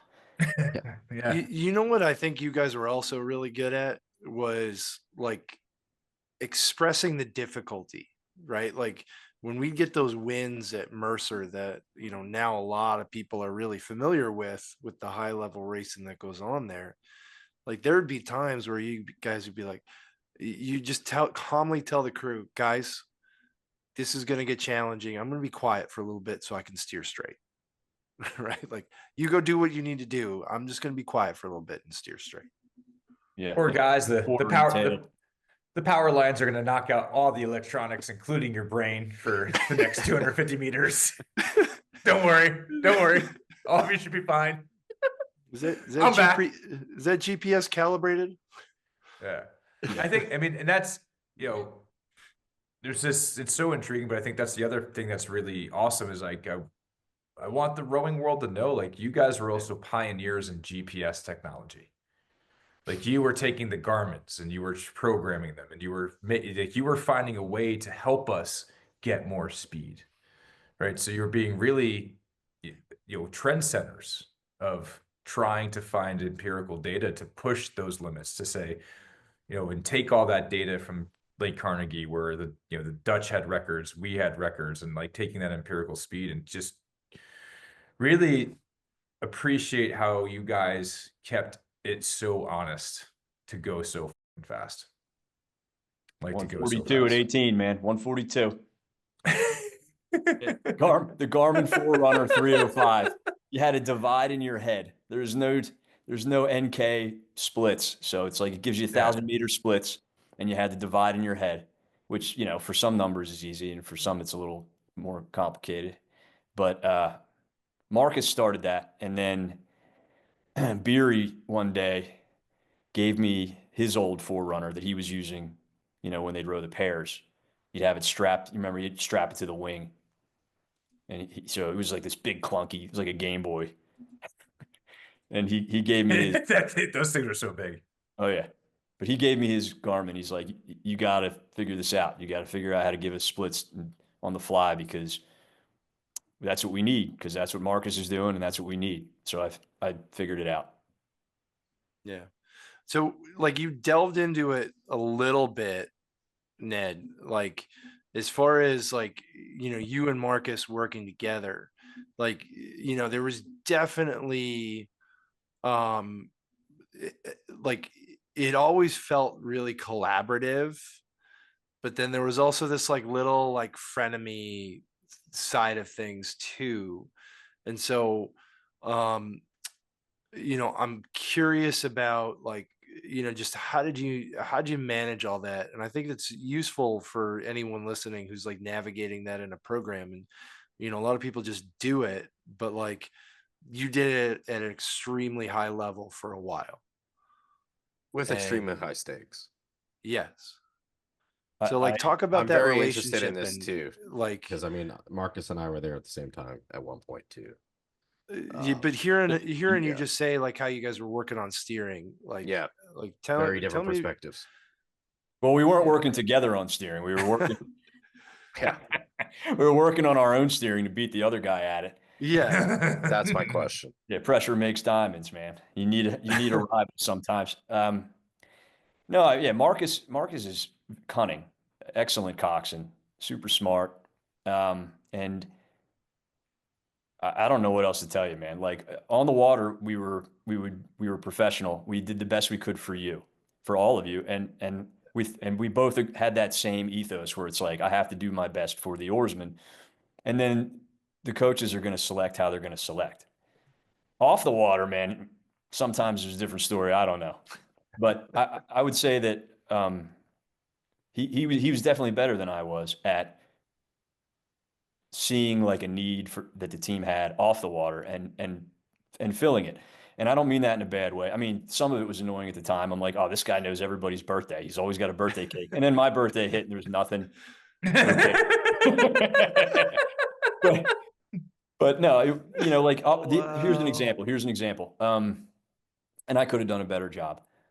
When we were 08 training camp and we had that 2-week deal with like General Electric where they were like doing imaging of your hearts. Remember that? Mm-hmm. They were doing some sort of imaging of your hearts for research. And they're like, oh man, like the rowers' hearts are bigger than your average person's and so on and so forth. But Marcus acted as like a liaison. And he like showed them around and he introduced them to everybody and he like gave them the documentation they needed. He did homework, which at the time I'm like, look at this guy, brown nose and like doing all this stuff. But like what he was doing was he was alleviating that burden from the coaches so the coaches could pay attention to lineups and whatever else they had to manage. Like some of the guys were in San Diego, Chula Vista. Some guys were in Clemson and going back and forth. And so he helped in that way. Whereas I was playing video games with like Deacon. So I wanted it to only be about what happened on the water. In my head, I was like, I don't want to like be a servant carrying water bottles. I want to do this on the water. But that was myopic. I think Marcus was helping the team, and I should have volunteered to help more. So I'm not saying that made the difference, but I am saying that we worked together when it counted, and anything off the water is like, peripheral, doesn't matter. But I could have done a better job off the water. Is how I that's interesting. I mean, I think that's interesting because if that was an advantage to the coaching, the staff, sure, but like you playing video games, I think gave you the edge. I don't know, man. Right. It's just so tough. It's so tough to like look at it because so much of our training was also without you guys too. Yeah. You know what I mean? So like, at that, in that arena, we steered more than you guys. Oh yeah. Yeah. Right. And so I think like I'm just trying to say like in hindsight, right? Like I think the key thing for me in this with the show is like there's a lot of catharsis to it, but also like we, especially as coaches, always try to look at the past to learn lessons to help us work on the future. And I think that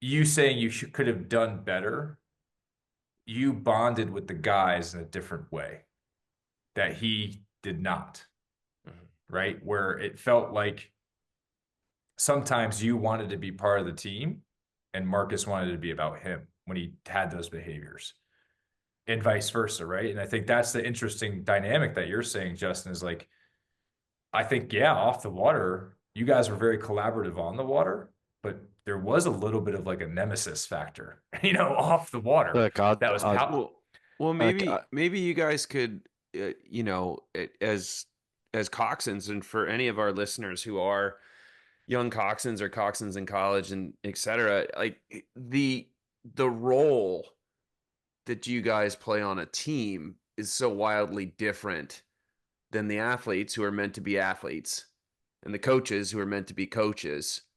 And what I'm hearing here and what I've seen in all of my interactions with coxswains is that you guys are in this really sort of interesting position where you got a foot in both worlds.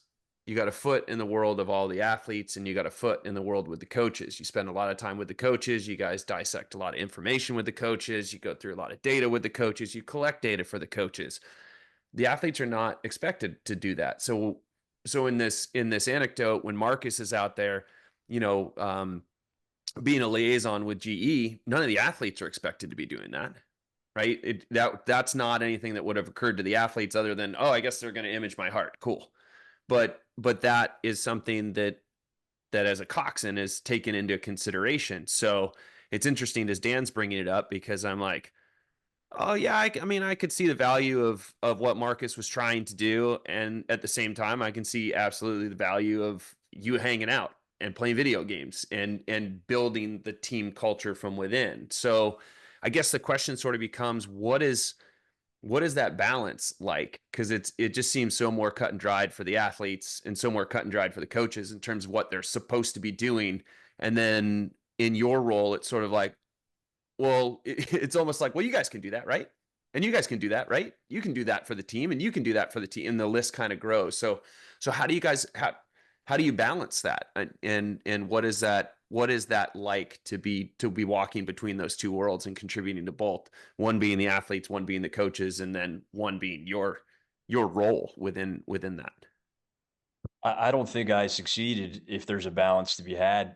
I mean, I didn't make the boat. So listen, I think, Luke, I think I was definitely a contributor. I don't feel like, I think you're right. I think you're right. To an extent, but I also think that, okay, so when you guys say, like Dan said, we spent a lot of time steering ourselves, like they're in the straight fours or in the pairs for many months, right? Because most of the spring was all about the NSRs.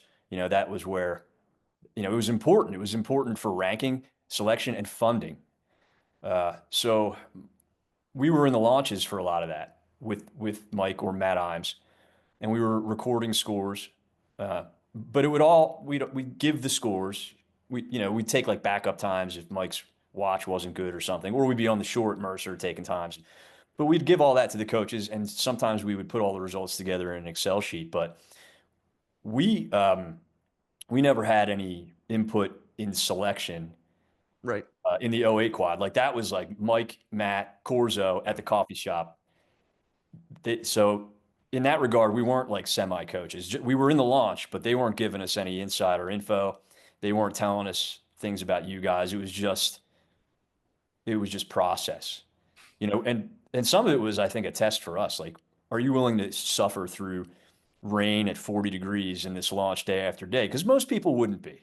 Like, sitting in this launch for just a chance to cox one of these boats again in the summer. What I meant was, I don't feel like there's sour grapes or anything. Like I had a blast, and I think Marcus did a good job helping the coaches in areas that I didn't think of, or that my attitude, I just wanted to all about performance. Like it should only be on the water. I just want to be an athlete, even though my role is different, than the oarsman. I'm just one seat of 9. I want to show up to practice. I don't want you to call me when I'm at home. And that's myopic because it was a team. Even though, every single guy didn't get the same boating at the end of this summer,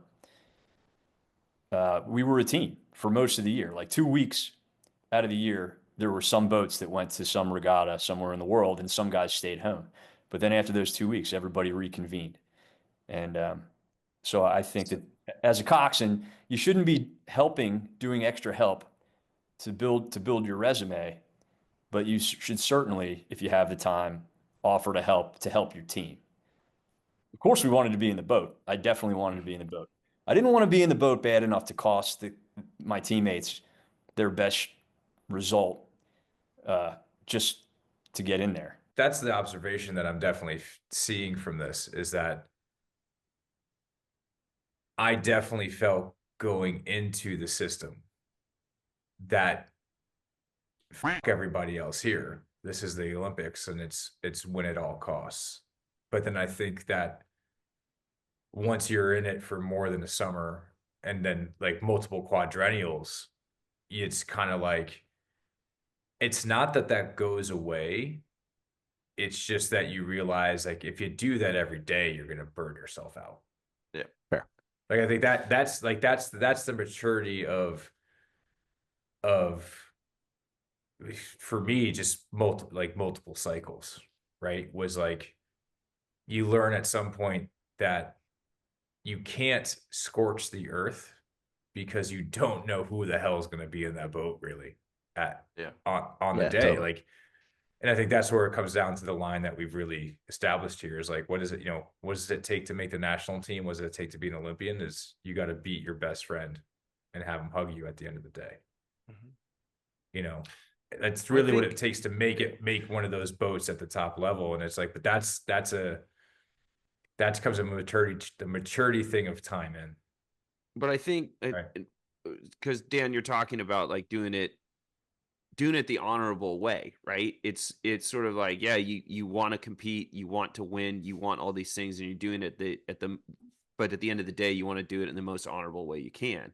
And Ned, you definitely spoke to that in the statement that you made, where you said, yeah, I wanted to be there, but only if I was absolutely sure that it wasn't, that I wasn't there and it wasn't the best thing for the guys. Yeah, but and I like don't, you don't want to make that's so important. Like, because Dan and I, Can I would just get, like, Ned, I have a recording to sum it up perfectly. And someday, like next time I see you, if I have my computer, I'll pull it up, because I have the video recording of you and Marcus in the finish tower at Mercer, hand timing the practice NSR, where we had 6 boats across finish within a second of each other. Yeah. In practice. NSR beta. Yeah.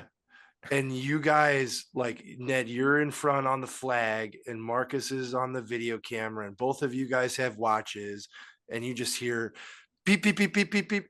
And you guys are like, oh my God, like, did you got this? I think somebody You said, got this? holy cow. That yeah.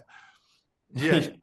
And, Yeah. and like, so you guys like, you guys worked, I hear what you're saying and you're treading the line, but you guys worked great together and you guys were a great, great team. And it sucks that there was only one seat. And Whatever, man. but like I think I mean, Hey, Oh, dude. thank you for that. Thank you for that. I don't. yeah, I'm trying to put a bow on it also, but Well, like, listen. So I appreciate what Luke said about honorable. That's important to me, and Yeah.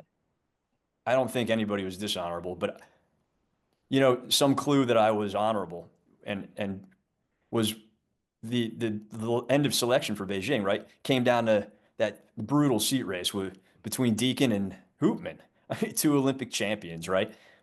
And we were doing 1250s. This is like Mike asked them, "Hey, which coxswain do you want for this? Like, this is the last seat race. The rest of you guys were in there, like the boat was set."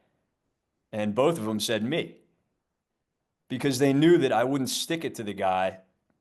I think this is why. They knew that I would just try to keep it fair. I was racing it. The times were fast, but I would repeat the same piece so that they both had their best chance.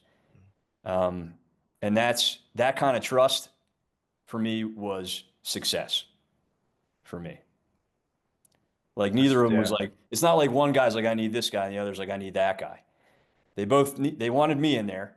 And then it was heartbreaking to see Deacon not make it. So, at the same time, you're stoked for Bo. He earned it by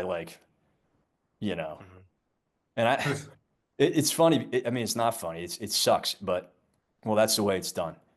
But Tatey, I remember him like showing me his watch afterward, and he's like, "What do you have?" Because I had the Cox box, and we had the same times, and which is amazing because it's down to like the 10th or something. Yeah, and that was it. And he's like, "I'm giving the nod to Bo," and then Deacon, who, I mean, you're talking about somebody that I wish there was an extra seat, is for that guy. And Beery, and I mean, the list goes on and on. But the fact that like they were comfortable with me being in there, they weren't like, this guy's going to wreck it or he's going to try to pull some stunt to get the guy that he thinks, would benefit him to be in there.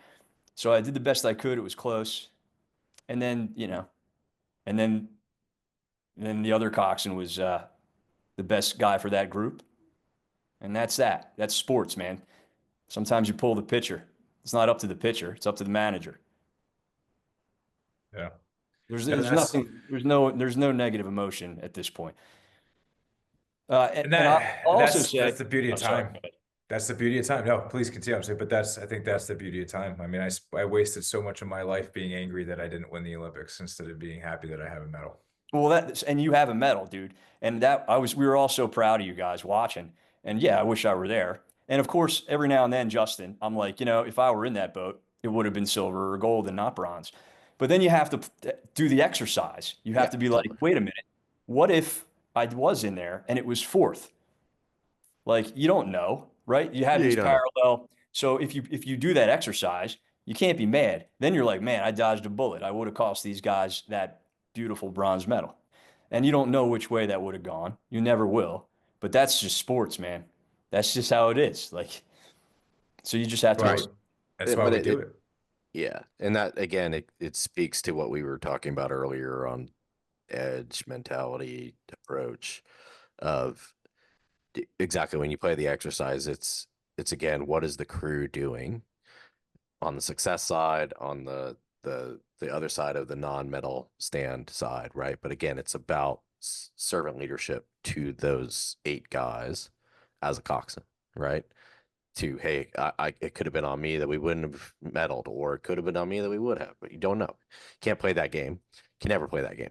But again, it goes back to the talk of your servant leadership to that group on that day at that time, just like you just said on the seat race. You're a servant leader to them, and in that you're giving them a fair shot, right? So I think that we're speaking the same page. I think that it's just how we articulated it, but I think it's a really good point. I'm glad we got to belabor that point. I think it's super fun. I appreciate. I think it was too, awesome. I think it was awesome. It's just such you're both just such intelligent competitors. It's so cool. It's so. So we got. All right, we got 2 questions left, right? we got two. We got two questions. We'll see where that leads us. Yeah, we got. I mean, we usually have one that's fun. It's just kind of like who are you the villain in someone's story? I think we already got that with Dan McManus. Yeah. So he made the Cox 4 that summer, and we were roommates, and we had a great time. We were sneaking out of our hotel room to hang out with the women's team after lights out. So yeah, I don't know where he is now, but I hope he's doing well. But I think you know what? Of all your races, you know, and you're a 2-time world champion, and now you've coached as well, and we've had some, you know, I've had this like vision in my head so often lately, which is like everyone's like, oh, too bad rowing's only, you know, you really get to see it only once every 4 years. And it's like, the more I think about it, is like, imagine if you just every Saturday morning's practice in the spring, if you just had a camera crew on that, like the racing, to your point, like NSR beta of like beep, beep, beep, beep, like, you know, like, so there's so many incredible races that we've gone through. Like, it's a hard question to answer, but like, do you have a favorite race? Like, or practice, like whether it's the World Championships or Chula Vista or Princeton or Canal Cup or anything like that. But do you have a favorite race? I celebrated like crazy after we won the Cox 4 in 07, which is not really to my character. That's not usually what I do, but I did that day because it was cathartic because of those in 05 and 06. I didn't get to go. So not only did I get to go in 07, but, you know, to see the flag go up and hear the national anthem, like, you know, that was super special, man. My hands were shaking on the way to the starting line. I was like, it's a good thing this is a bow loader Cox 4. These guys can't see my hands shaking up here. But after the light turned green, I was fine. But no, I think that the week to week, the day to day, was total gas. It was super fun. If you know, it's like Justin was saying, like we were always trying to win. And if we had a Saturday morning practice where my 8 was out front, I was toe walking all weekend. I was like feeling great. And, you know, just leaving the locker room at Princeton, like just feeling great. And if my 8 lost that day, like I was not feeling great. I wasn't depressed, but I just think that excitement, it happens so often, you know, you had like the butterflies in your stomach going to the line, like so often. And it had so much gravity behind it and consequence. But I think that just those days where it was bow ball to bow ball, and it wasn't at the World Championships, it was just like another day at the office for us, you know, and that rhythm we used to have where we would throw the thing on the drive and the contrast of switching it off on the recovery and just gliding and separating. And those days where we would get to a world record pace, 2/8, like you said, at a fixed rate 32, and just enough to keep it under 120, you know, like when we stride in, like just enough to stay at 119. And we were all able to do it. We knew what we had to do in the moment, and we knew what came next and what we had to do then. And when we got to that moment, we knew what to do. And everybody knew the language. We had the same tech calls, most of them cued by Bo Hoopman from the bow. But Squeeze the butt cheeks. Hold the knees down. I'm trying to introduce that one to the kids now. But no, man, it was just I wouldn't trade any of those days back. And I got to keep all the friends I made and travel the world, and it was just awesome. I think if you're a young coxswain and you aspire to get there, the system might be slightly different today, but it's worth it. It's worth it. Don't be the coxswain that says, oh, you know, I could have done that, but I wanted to do something else that was a little easier. You know, it was worth it. That's incredible, man. It's so cool to hear your perspective. Because you didn't go to the Jersey Shore that day and you came back, you know, you sweated out all those years, and now you got a beautiful wife, and, you know, think about that, right? Well, the other thing too, man, it's like it is about sports, and the show is about that edge, and everyone has it different. It is about doing something and being somewhere where everyone believes that the impossible is possible. And I think that in that era, going faster than any, you know, yeah, you always want it to happen on the day, on the final, in the race, that the regatta happens to have. But the way you just articulated this, like, we spent so much time going faster than any rowing show had ever gone daily. Daily. It's incredible. It's incredible. It really is incredible. So thank you for taking us back there. Well, thank So you. our final question. Shoot. If you could go back at any time in your life and coach yourself, what would you say? Oh, dude. And when would it be? So we've been on this call for 2 hours. I got to unpack a 15-minute answer here. We're here for it. And I love it. You watch the show, so you know it's coming. This is our closer, right? This is you didn't even do the first question where you're saying, why do you think you're on here? Hey, we got to mix it up, dude. All right. Not every episode's the same. Okay. You know why you're on here, motherfucker. You know why you're on here. I appreciate it. You're a fast friend. Sometimes you need your friends near you to remember certain things. You know what I mean? Like you need that context. Like you guys are part of my memory. I only remember some stories when I see your faces. So when I go back in time and coach myself, it definitely would have been 2011, leading up to Bled, where we failed to qualify the 8 in Slovenia. That was a fast 8. We were sick at World Cup 3, literally and figuratively. We were sick because we were fast. We were going toe to toe with the Germans. We almost beat them in the heat, and that was real because we were doing those speeds at practice. We had a couple of guys in the boat get sick, and those guys are awesome rowers. Like they went on to the Olympics. One of them has a medal from the straight 4, but they got the flu or something. And when they came back to the boat, there was a little bit of doubt, uncertainty from the crew. Like, are we as good as we were before that happened? And I just wish, knowing what I know now, I would have been like, guys, we're fine. We're fine. We've been crushing it for weeks and months together. Like, we're ready to go. It's going to be great. But I don't think I said enough of that. I think that we were all just a little bit cautious, and we, going into the heats, we were like, oh, let's not screw this up, instead of our usual attitude, which is like, watch this, motherfucker, watch us work. Take notes, watch this. We lost that between World Cup Stop 3 and the World Championships. And that's all on us. That's all on me, because that's the athlete's job. So if I could go back in time, I would have slapped myself and been like, yo, tell these guys they're awesome and you have total confidence, and we just do what we do. And I didn't say that enough. And I do regret that.